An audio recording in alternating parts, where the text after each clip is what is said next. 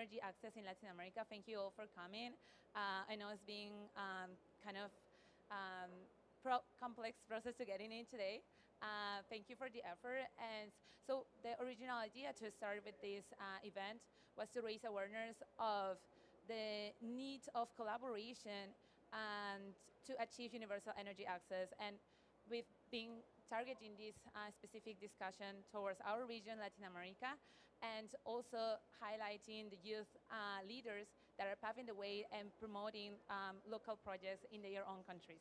So with that, we want to start today with Gabriela Gutierrez, who is the Director of Partnerships for the LATAM and the Caribbean region in Global Energy Alliance for the People on the Planet. Thank you. Thank you, Alejandra, and welcome everyone. We're very happy to see you all here. We know there are many people waiting outside to get in. But yes, we know that Latin America has made big strides on energy access, but we know that the reality on the ground is still very uneven. We know that more than 70 million people in the region still have no electricity at all, and around 60 million more live under unreliable and diesel-based systems that limit development and basic well-being. In many communities, especially in the Amazon, in Haiti, access comes only a few hours a day, and if at all. And nearly 70 million people still rely on wood and charcoal for cooking, with disproportionate impacts on women and children. These numbers are not abstract, they define daily life. And that's why reaching the last mile is hard for reasons that we all recognize. There are high logistical costs, limited funding for preparing projects that can actually attract investment. The regulatory gaps are huge, and we have a huge lack of planning data. And too often, communities are not brought in as partners from the start, and that's a huge problem. And on top of that, access efforts are frequently disconnected from education, health, and economic opportunity, which means that even when systems arrive, transformation does not always follow. At the same time, the region is an important turning point. We, Latin America, Latins, we have more than 60% of our electricity generated from renewables. And there is a growing political and technical momentum around more inclusive transitions. But the benefit of that transformation, of that renewable, is not reaching everyone. Many families still live at the margins of national grids. They are waiting for national grids to arrive, depending on expensive diesel systems, and of course, vulnerable to all the climate impacts. And that is why this is the energy access is not just another work stream of the Global Energy Alliance. It is a core priority. It is where clean energy meets dignity, opportunity, and economic development. Our approach, the Global Energy Alliance approach, comes from a simple belief that energy access has to be more than a connection, more than a bulb, more than a cable. It has to be capable to enable livelihood, support community well-being, and open the door to local development. The Global Energy Alliance works as a convener and a connector. We help countries and partners align around a shared agenda to mobilize the right type of finance and move from fragmented projects and efforts to a more integrated solution. And we do it in what amplifies national ambition rather than replacing it. This is exactly why we need to work differently. At the Global Energy Alliance, together with 15 more partners, including the IDB that is here, we created the Universal Access Coalition to try to respond to these gaps in a more coordinated way. We identify that there were many efforts, independent and isolated, and we needed to respond that with a collaborated effort. The idea is simple. Bring partners together around a common agenda for universal access, support a multi-donor facility, a multi-donor fund for universal access project, and strengthen all the data systems that the organizations at a local level has right now in place. But of course, all these efforts should be joined by the feeling and the willingness to work with the communities to be sure that productive uses of energy are part of the conservation of the conversation from the start. We are doing this in close collaboration, as I said before, with many partners at the IDB, OLADE, IRENA, the IEA, and others that are helping raise the political attention to this topic, to this important topic. The coalition has already developed a regional report that is in our website that outlines the path to universal access, and the Global Energy Alliance, as a member of the coalition and leading the coalition, the coordination of the coalition, has already supported pilots on productive uses of energy in Brazil, and is bringing together governments, communities, and partners who were often working separately. The idea is to multiply projects. It is to strengthen delivery models that can actually scale and last. So that's why this session today is so important, to hear from you, from the people that is going to participate in this panel, to hear from the real experiences and real models that you are implementing from your organizations. We will hear people who are showing what inclusive and community-led access projects can look like. And that's why we are so happy to see you here, and we hope to hear from you and all your rich experiences. Thank you so much, and we're happy to be here.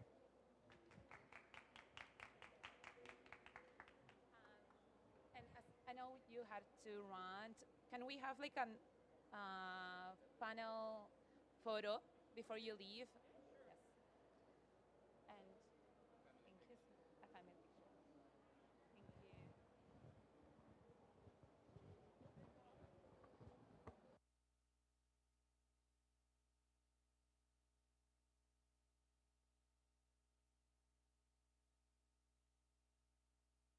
Thank you.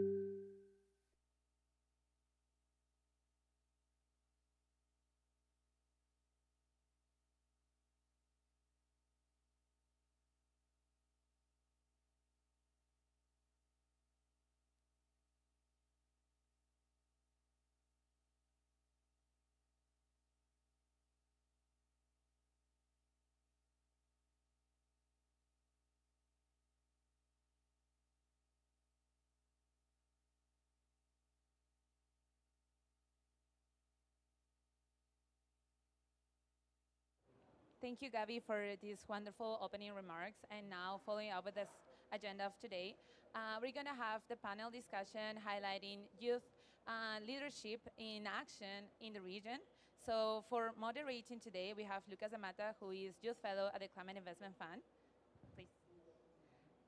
We have Milena Megre, who is Consulting Governmental Relations at COP30 and Municipal Youth Councilor. And Graciela Alburquerque, Director of Institutional and Government Relations at Rebel Solar.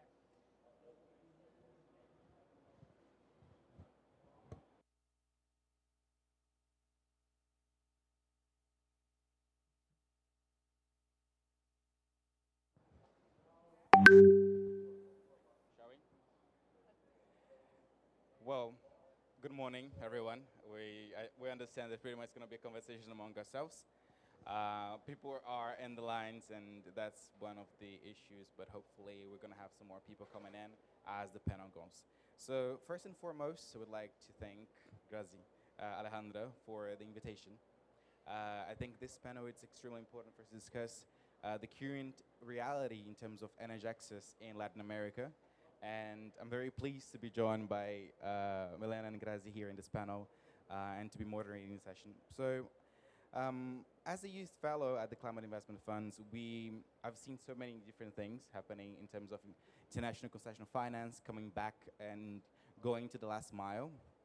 Uh, uh, Going to the last mile in terms of how to reach the communities. And at SIF, just transition is not only something that we say, oh, it's nice to have it. It's something that is at the core of the design of the investment plan at the projects, and something that is extremely important. So I think it's just us having this conversation in terms of what energy transition is. And I think that's us having this conversation. So let me get the questions for us here. And I would like to kickstart the discussion by going to Grazi.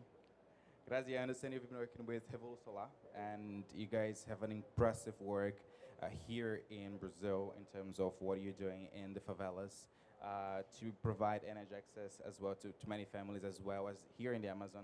So my question to you is, what models are proving most effective to reach the last mile Latin America? And here we're talking about the communities, the families, the marginalized people. Morning, everyone. Thank you. Thank you for inviting me. It's a pleasure to be here. So, Revolu Solar is an NGO that promotes solar energy projects in Brazil for 10 years, have 10 years to combat energy poverty. And I think these models in Brazil, energy communities models, especially in Brazil and Latin America, is very important because they empower communities with energy autonomy, enable the creation of social business models like cooperatives. Revolu Solar created the first cooperative of solar energy in Brazil, in favelas in Brazil, and creating local jobs and integrating the population, the local residents, in the market of this new low zero carbon in Brazil. And our model, we created these energy communities, combining this professional training and creating a community engagement. And our project is based in favelas, in indigenous communities, and rural areas too. Recently, we started a project with IDB Lab to create a smart microgrid projects for social bioeconomic in the Amazon. And the project will be in a regulatory sandbox. It's a mechanism created in conjunction with the national agents for create new policies, better policies for low-income communities, for indigenous communities. So I think these energy models created this new future that we need. Absolutely. Thank you, Grazi. And I think talking about different models, cooperatives, and when we think about like communities, rural areas, remote communities, what comes to mind to me is that the climate investment funds, we've been working a lot with scaling up renewable energies in low-income countries. An example that comes to mind here is what I saw in Ghana. I had the privilege of going to Ghana and seeing a decentralized system that was going to remote islands. So there we have a strap. So at SIF, we have different investment programs. And this one is here is the scaling up renewable energy in low-income countries. And this is specifically focuses on island communities in Ghana. We have a lot of them in Greater Accra, but we also have ones that it takes like a day or two traveling to reach them. So you usually need to take boats, and they're not as safe. So for you to reach them, and for me, that's the last mile, because usually it's not economically viable for you to connect them to the grid. It's expensive. You have to consider the underwater connections if you're going to put them in the national grid. So the centralized systems usually works better in this sense. So when I was in Ghana, we could see a solar system, a mini grid, and this was only for the communities. And for me, the greatest thing was not only, well, concessional finance and everything from SIF was incredible, but it was talking to the community, hearing from them what it means to have energy. And it was something quite recent. It was something like back from like the beginning of this year that they started to have energy. And then suddenly they say, oh, we have more access to education because now the students can go to school here. Now we're able to refrigerate our food, and they work with fisheries. So they need to put the fishes in the refrigerator. But before they didn't have this technology and access because they didn't have energy, they're not able to refrigerate. Now they have it. So these are a few examples of what decentralized systems have around the world, and including Latin America. And then what are you doing at Revolu Solar?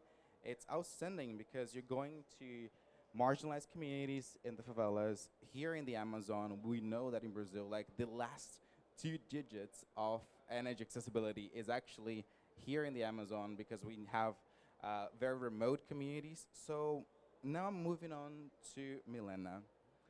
You've been working with the T20 under the Brazil's G20 presidency, the BRICS presidency, and they've been working a lot of with just transition. And here we're talking about communities, the last mile. So my question to you is, what does a just and inclusive energy transition mean in practice for communities and the last mile?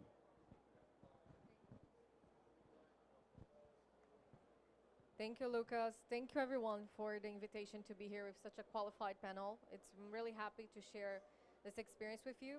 So, just to give a quick intro, I've been working with energy access in remote communities for the last 5 years. I first began when I was doing my postgrad studies in Harvard when we did this project on energy access in the Amazon for some communities.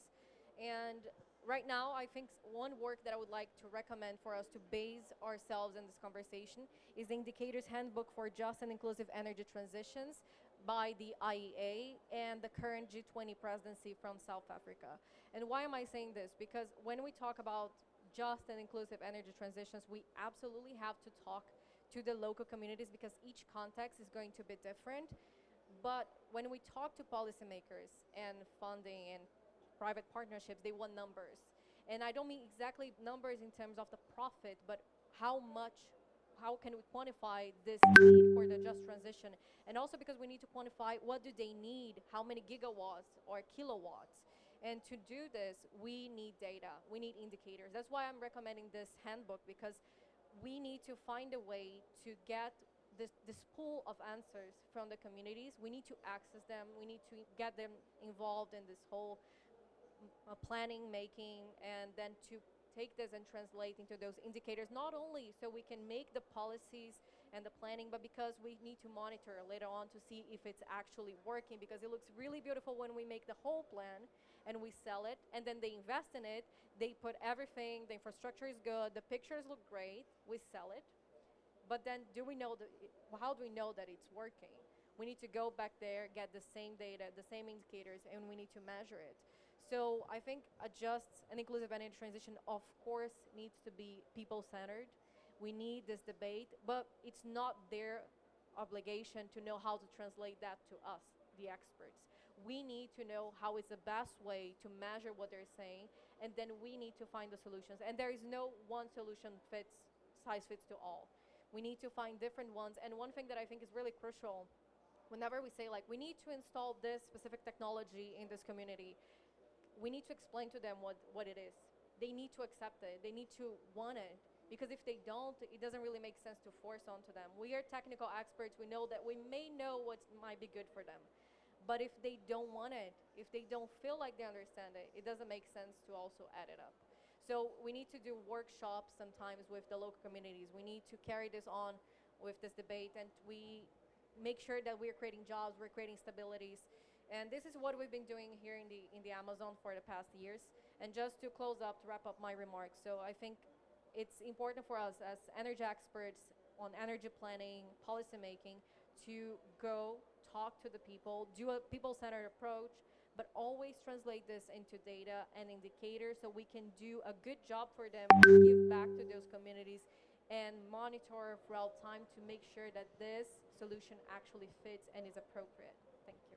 Absolutely. And I think what you said, I think when we think about just transition, as you say, it's something that is like people-centered, and we should consider different realities. I think when we look at Brazil, we like to say we have many Brazils. So when we look at the Amazon, we have different indigenous communities, we have different people. When we look at the northeast of Brazil, we have different reality. When we look at the southeast, every place is different. And as you said again, there is no one size fits all. I think it's a reality. And as youth people, we're usually involved.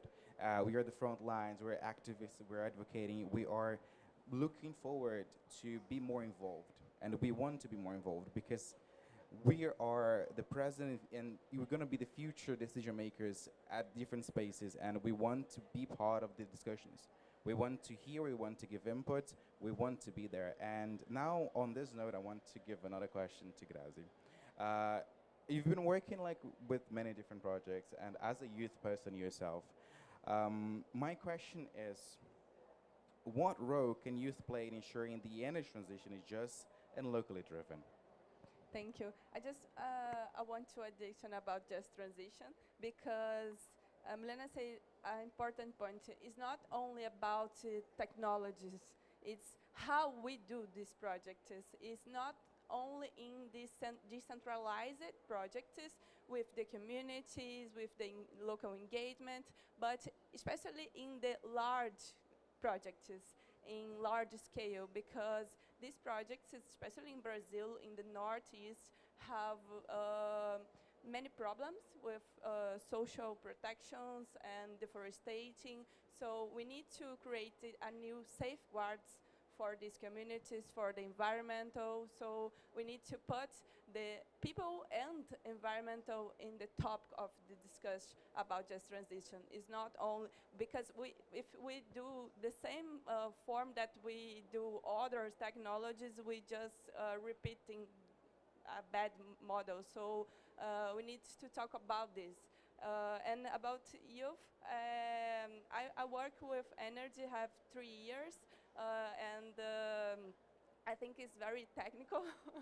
And in Revolut Solar, I know how we need separated the discussion with technical and translate this discussion for communities. And I think our work is about this. So I think this is the most important skills that we need. Talk with people and put these discussions in these communities because they need this discussion. It's not only us technical, and I think that's it.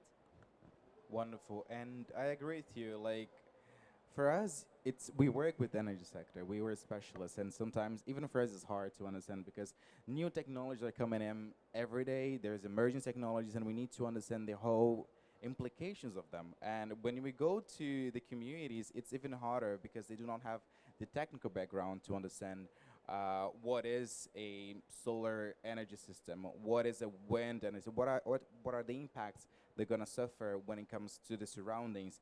And so it is very important for the many organizations and also youth who are involved in the energy sector to go to the communities and to spread awareness. And it's an idea that you're going to say, okay, this is what's going to happen, this is our implications, these are the benefits and opportunities. So they are aware of the consequences and implications of what is happening. It's a matter of bringing in new opportunities and everything.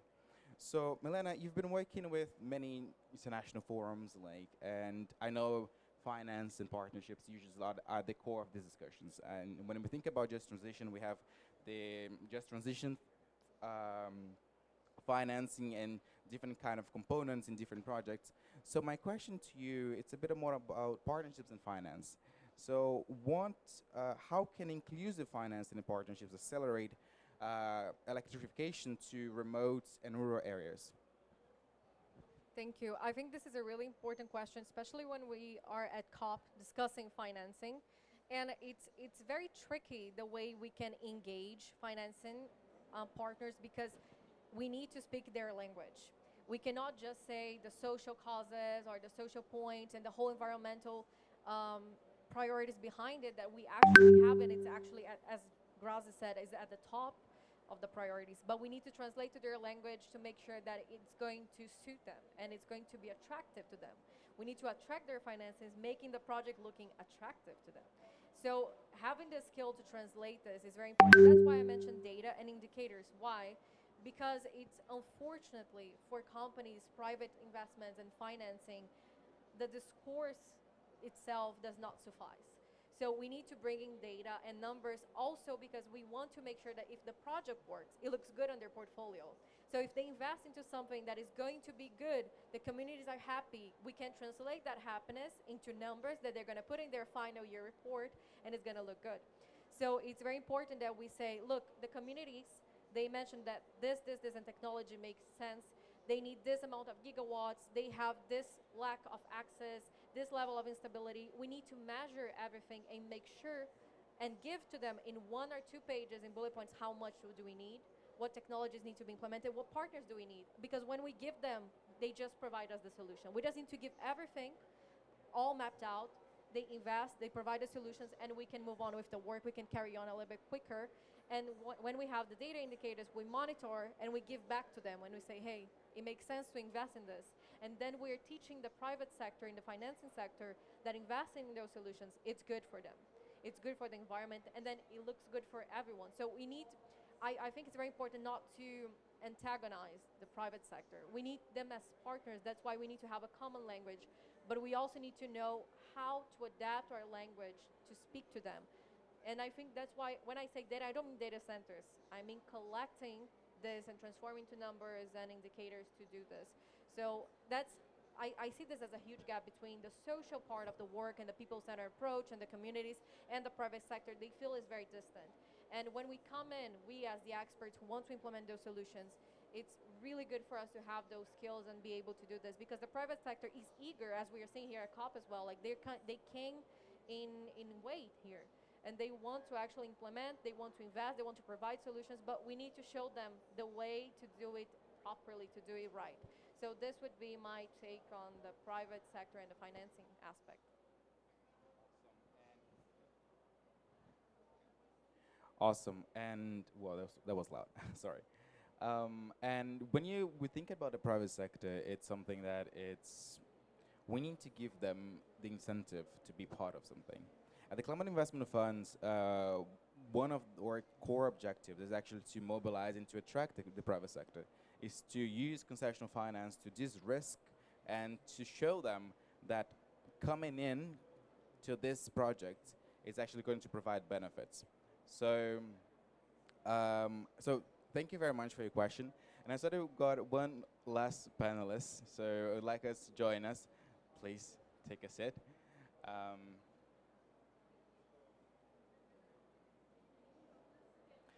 Yes. Nice to meet you, Kelly. I understand that the lines are very long outside, so thank you for joining us. It's a pleasure to meet you. I'm Lucas, and I do have a question for you, Kelly.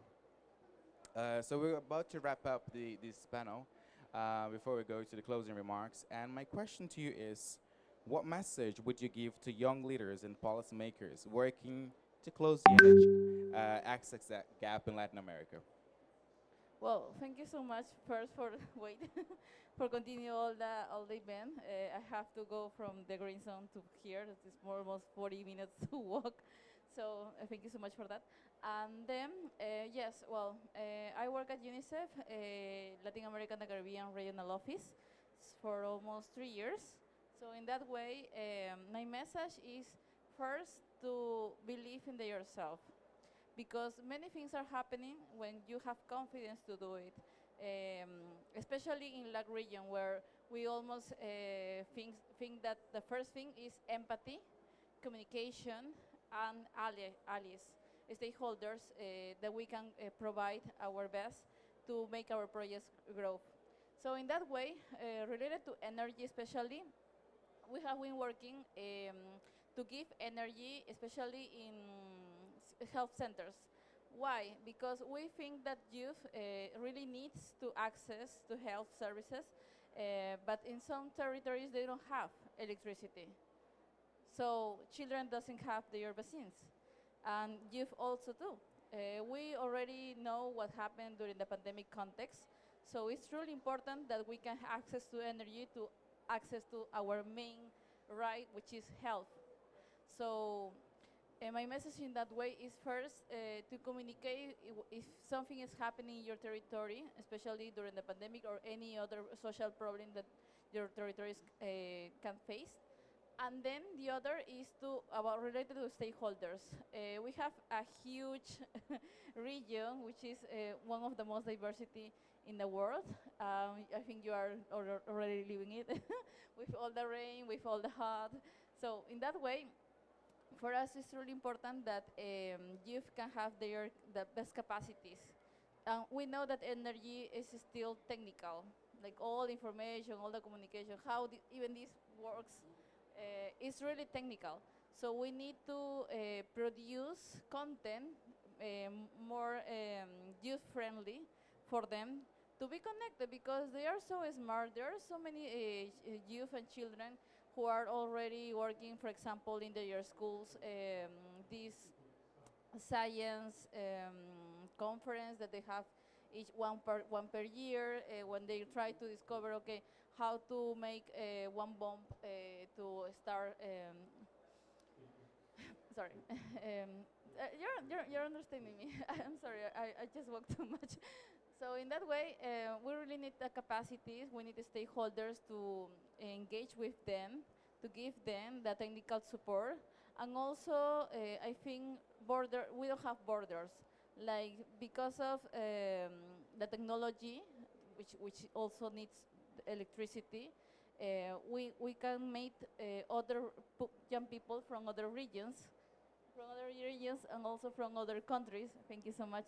You can you can be there. Um, in that way, I really think, well, right now we are having young people that I already knew from so long.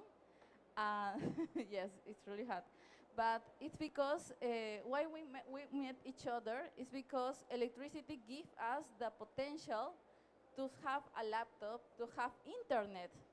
So that's why we meet each other. That's why we already run so many conferences for youth. For example, the first AirCoin, regional COI in Latin America and the Caribbean was truly everything online. And why it was that? Because we met each other by WhatsApp, we met each other by Instagram, we met each other by TikTok, but because electricity was in our homes. But we know that many youth can't have electricity, can have a cell phone, can have an access to or electricity in their schools or their university even.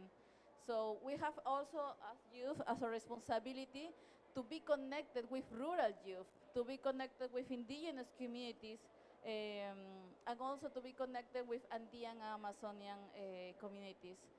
We are here right now in the heart of the Amazon, and we really need to push on it because our responsibility is more than we know. Thank you so much. Thank you.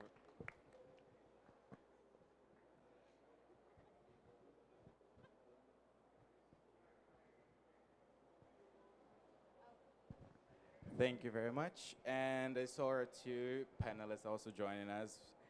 Thank you. I understand how crazy it is to get here, so it's all right. I have a question for the both of you. I think to wrap up the session, the question is, both of you have been working with the energy sector, joining many youth-led organizations. So my question is, how can youth be more involved in the energy sector and to be at the communities, to raise awareness? How can actually they be part of the discussions? Okay, thank you for the invitation. I'm sorry for the delay, but it was not the fault of us.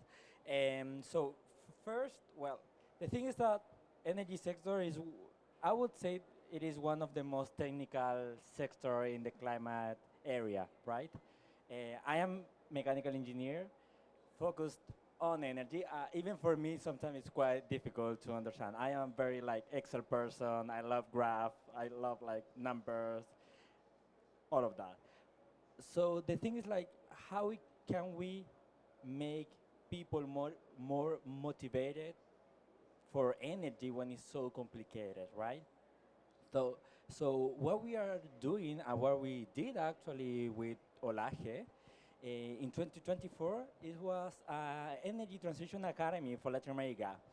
And it was a free course. I mean, you know, like 12 classes. It was around 20 hours with Olaje, with OLADE, the Latin American Energy Organization, and CAF, and the International Energy Agency. And we received more than 3,500 applicants from 56 countries. And then you say, okay, there's a lot of people that want to understand what is happening in the energy sector and also in Latin America. And if you see, I said 56 countries. Latin America has 33 countries. So they will even country out of many African countries were quite involved or like motivated to be part of this academy. And the thing is that it was so beautiful. See a lot of people trying to understand what is happening in the energy sector in the Latin America. That was like, okay, we need to do this, but also at national level. What we are doing this year is to have the same academy, but in Argentina.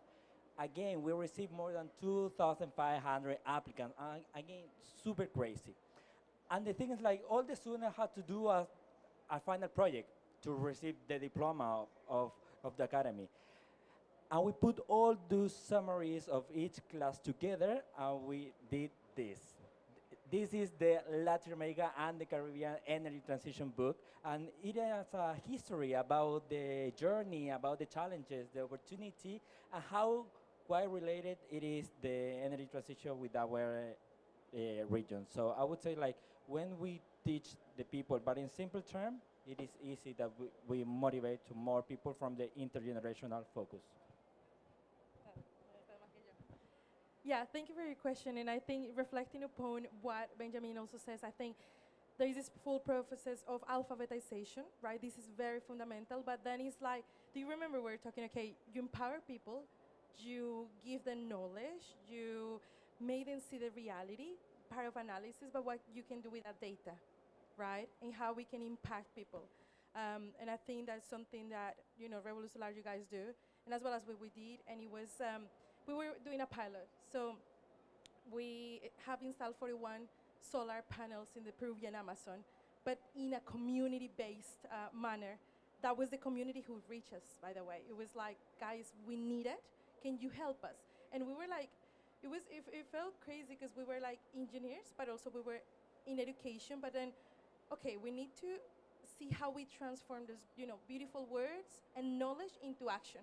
And we realized that even as engineers in university, you don't get to deal with getting no's, several no's from funding, because that's the point. Funding was a big challenge for us because we were in a weird gap. So we know countries have, this climate finance, but how we can reach Last Mile communities and youth and indigenous youth to that funding. So we got several no, no, no. And then at the beginning, we started like zero, like with zero and just great intentions. And we managed, to get contact. But that was how we felt. So the community was asking us to get our support. So we were kind of the arms and the legs of the community outside of them. And then we managed to do it. But it is a reflection that also, for example, nowadays, less than like even 3% of the full, climate philanthropy funds, they go to youth in climate justice. And energy is one of that area, right? So we are empowering people. We have amazing technical capacities, but funding, it is a big challenge. So it created for us also a perspective, like we managed to do this pilot project. We managed to empower communities with the training in Quechua, in Aymara, and in Spanish, but how we can make this move. So what we're doing a documentary on our journey, and under the community's view, and we are doing a good practice guide, and we're going to translate it in several indigenous languages. So ministries of energy in other Amazonian countries can at least see, how they can start youth-led energy, solar-based community projects. Thank you. Wonderful. Thank you very much. I think we're about to wrap up the session. So thank you, Joyce. Thank you, Benjamin. Thank you, Kelly, Grazi, and Milena for joining us. We had a wonderful discussion. Now back to Alejandra. Thank you all. I think we really had a really nice discussion. Really glad that you guys made it. I know it was really hard to do the entrance today. But please like, go with me to go through the last part of the session today.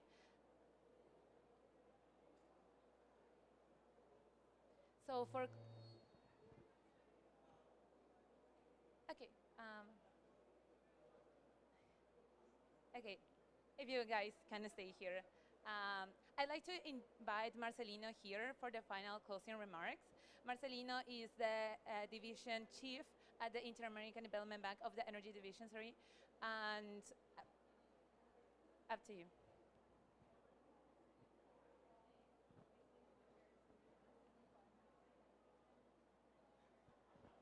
Thank you, everyone. Just checking that you are hearing me well. Yes? Thank you so much. It's really enlightening to be here to see and hear all these young voices very committed to achieving universal energy access in Latin America. So thank you. Thank you and congratulations for your energy, listening your voices. It really feels like what we're doing is in the right direction, and I think you will be that generation that takes this further, and I will try to explain that.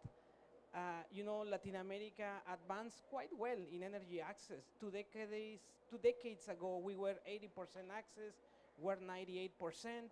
So basically, we're the developing region that is closest to achieve universal energy access. Of course, everybody has said already about the big gap. 17 million still lack access to electricity. And in 2025 in Latin America, we cannot let that happen simply. So we need to achieve universal energy access soon. And the challenge for Latin America is that the last mile, as we used to say technically, and I heard many engineers here, is really challenging because the people that lack access to electricity is not in urban, suburban areas. It's really far inside the Tarahumara region in Mexico, the Amazon territories of Bolivia, of Peru, of Brazil. So the challenge is really much higher, but the reward is going to be also much higher and the impact to those people. As we often say at the IDB, as we get closer to 100%, it's harder, every remaining percentage point, but the more rewarding and impactful it will be. And the gaps are very clear. I don't think in access we need to think too much because the solutions are there. I think we need to act. And we need to act in 3 different fronts. The main gaps in Latin America are in Haiti, the Amazon region, and Central America. And I will try to explain a little bit of what we do in those 3 areas. In Haiti, we are supporting, just for example, the government expanding renewable energy, off-grid electrification with solar and PV installations in the Caracol area, improving access, but also creating jobs. Is this actually the Caracol complex is the main employer in Haiti.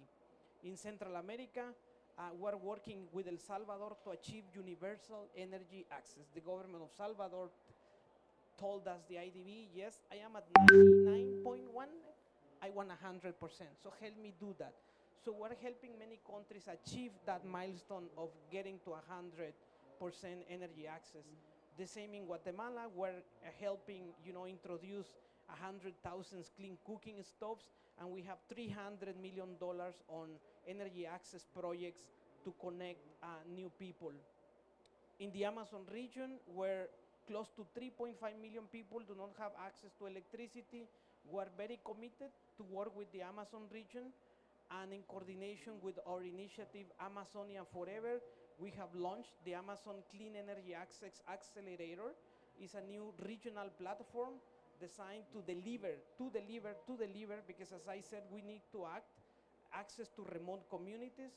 This includes financing from the Clean Technology Fund, support from the Global Energy Alliance for People and Planet. And let me give you examples of what we are achieving already. In Bolivia, a $200 million project has been approved. We hope to connect 56,000 people. In Suriname, we have approved also a new project that will bring not only electricity, but also health, telecoms, and water. When it is so hard to get to those communities, we also need to think, what else can I bring? It's so hard to get there that if we can come with water, with telecom, with electricity at the same time, the impact is going to be much higher. In Peru, we recently approved a new project to install more than 10 mini grids in the Amazon region, and we will connect, hopefully, with the government of Peru, more than 10,000 people. So those examples are really a demonstration of how we can act in access. As I said, everything we need to do, we know what it is, right? Good planning, good regulatory environment, good projects, and the right financing so that the projects are financially viable and so that people can pay that service, right? But usually those communities, the ability to pay is much lower than in other regions. So we need that regulatory environment to ensure that the systems operate and that the people can afford the energy services. We also here at COP announced a new credit substitution guarantee with the governments of Denmark, Sweden, and Norway to increase our financing capacity for energy access, clean energy in Central America, in the Amazon. This is basically part of the work we do at the IDB to connect the global world with Latin America energy access priorities. So today in Latin America, we have the chance to really become that first region that achieves universal energy access. Our portfolio is going to get to $1 billion. This has never happened before in energy access in the region. So I think and this is my message to you, young people. I really enjoyed this panel. It is your generation. It is you that will tell Latin America and the world that we achieve 100% energy access, and by the way, with the cleanest electricity in the whole world. So it's up to you. Those 2 points, you guys are going to achieve them. We're giving you here the tools, and I think you can make it. So thank you very much for inviting me to this panel. And United Nations. For all that energy that I see in the panel. The job is yours now.